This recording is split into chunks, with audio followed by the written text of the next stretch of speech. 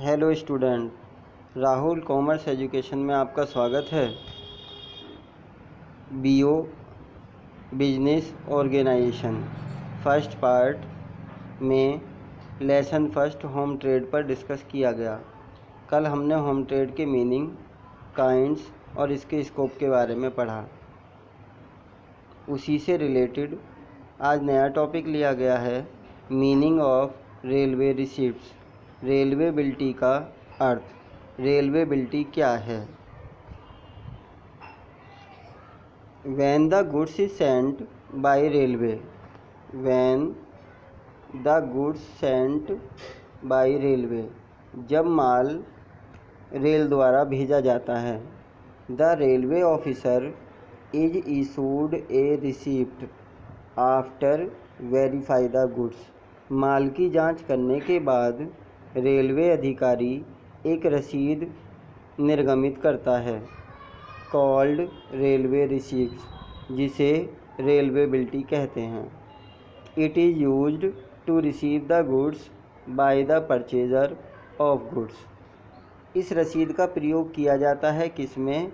जो माल का क्रेता है वो माल को प्राप्त करने में इसका प्रयोग करता है। रेलवेबिलिटी के द्वारा हम एक स्थान से दूसरे स्थान पर माल को पहुंचाते हैं। एक स्टेशन से दूसरे स्टेशन पर माल पहुंच जाता है और जो माल का मंगाने वाला है, जो उसका परचेजर है, वो उस रसीद को दिखाकर माल प्राप्त कर लेता है। हिंदी मीडियम वालों को देखना है, जब माल को रेलवे द्वारा भेजा जाता है तब रेलवे के अधिकारी द्वारा उसकी जांच करने के बाद उसके भेजने वाले को एक रसीद दी जाती है। जो माल भेजता है उसको एक रसीद दी जाती है, जिसे रेलवे रसीद या रेलवेबिलिटी कहते हैं, जिसकी सहायता से माल का क्रेता माल प्राप्त करता है। नेक्स्ट टॉपिक है कैरेक्टरिस्टिक्स ऑफ रेलवे रिसीप्ट्स। रेलवेबिलिटी की विशेषताएं।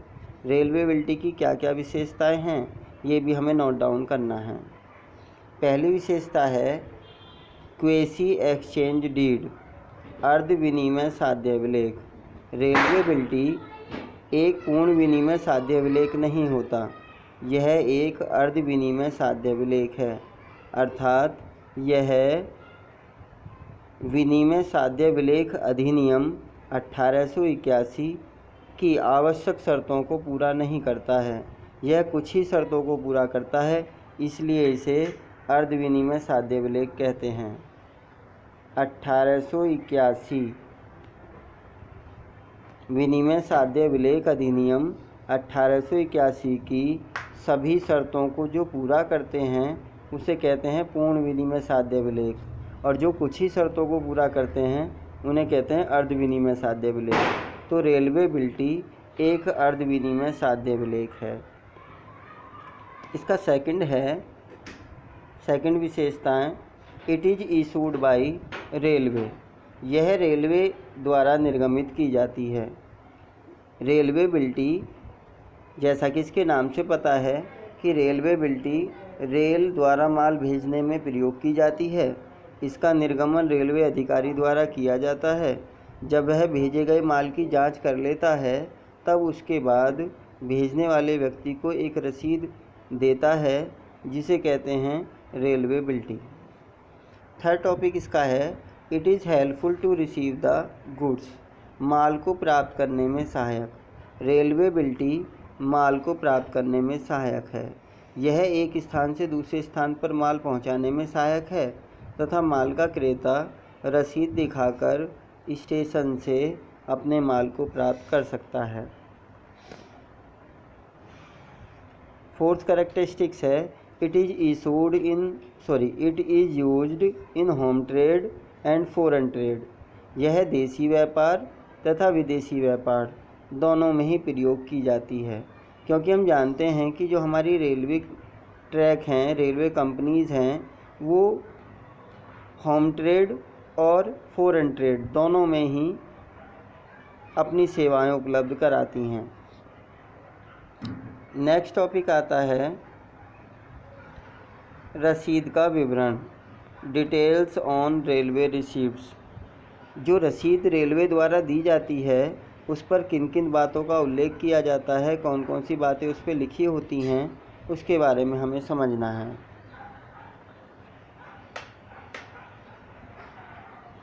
फर्स्ट डिटेल आती है डिटेल ऑफ गुड्स, माल का विवरण। रेलवे कंपनी द्वारा कौन सा माल भेजा जा रहा है उसका विवरण भी दिया जाता है। उसका संक्षिप्त विवरण उस रसीद के अंदर होता है। हमने कच्चा माल भेजा है, हमने पक्का माल भेजा है, हमने क्या माल भेजा है, उसका संक्षिप्त विवरण उसके अंदर होता है। माल कपड़ा भेजा गया है, कोयला भेजा गया है, पेट्रोल भेजा गया है, डीजल भेजा गया है, कौन सा माल भेजा गया है उसका विवरण उसके अंदर होता है। सेकंड विवरण होता है name and address of sender, भेजने वाले व्यक्ति का नाम और उसका संक्षिप्त पता। किस कंपनी द्वारा, किस व्यक्ति द्वारा, किस संस्था द्वारा माल को भेजा जा रहा है उसका नाम और संक्षिप्त पता इसके अंदर दिया होता है। थर्ड डिटेल है name the station where goods will be send, उस स्टेशन का नाम जहां माल भेजा जाएगा। रेलवे बिल्टी में उस स्टेशन का भी उल्लेख किया जाता है जहां पर माल भेजा जाता है। सपोज दैट माल दहेली से कानपुर के लिए भेजा जाएगा, तो दहेली स्टेशन से कानपुर स्टेशन तक, तो हमें कानपुर स्टेशन का विवरण भी देना है कि कानपुर स्टेशन पर जो माल भेजा जाना है उस स्टेशन का नाम भी इसमें लिखा जाता है। नेक्स्ट है इसमें name of station where good is send, station का नाम जहाँ से माल भेजा जा रहा है। जैसे मैंने अभी आपसे डिस्कस किया था कि माल दहेली से कानपुर के लिए भेजा गया, तो दहेली स्टेशन का भी विवरण होगा और कानपुर स्टेशन का भी विवरण होगा कि माल दहेली स्टेशन से कानपुर स्टेशन के लिए भेजा जा रहा है। नेक्स्ट है इसमें वेट ऑफ गुड्स, माल का भार। माल का भार कितना है, उसका वज़न कितना है, इसका भी विवरण उसके अंदर होता है। 1000 टन, कुंतल, किलोग्राम, जो हमारे मानक वेट के हैं वो सब विवरण उसके अंदर दिया होता है। और लास्ट पॉइंट हमारा है टोटल अमाउंट ऑफ फ्राइट, भाड़े की कुल राशि। दहेली स्टेशन से कानपुर स्टेशन तक ले जाने में रेलवे कंपनी द्वारा कितना भाड़ा लिया गया है या लिया जाएगा उसका विवरण उसमें होता है। और वह माल, उस भाड़े का भुगतान क्रेता को करना होता है। जो माल खरीद रहा है, जो माल को प्राप्त कर रहा है, उसे वह भुगतान करना होगा और तब उसके बाद वह माल प्राप्त कर सकता है। सपोज दैट यदि हमने कहा कि माल कंपनी द्वारा 1 लाख रुपए में भेजा गया, जिसमें से 60,000 रुपये का पेमेंट पहले ही कर दिया गया, 40,000 रुपये का पेमेंट होना है, 5,000 रुपये इसमें भाड़े के लगे, तो 40,000 रुपये जो कंपनी के माल के बचे हैं, 5,000 रुपये रेलवे फ्राइट के हैं भाड़े के। इस तरीके से क्रेता को 45,000 रुपये का भुगतान करना होगा, तब उसे वह माल की सपुर्दगी मिल जाएगी।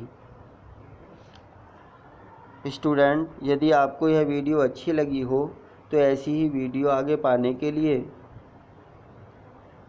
चैनल को सब्सक्राइब करें, वीडियो को लाइक करें तथा ज़्यादा से ज़्यादा अपने दोस्तों में शेयर करें ताकि वे भी इसका लाभ उठा सकें। धन्यवाद।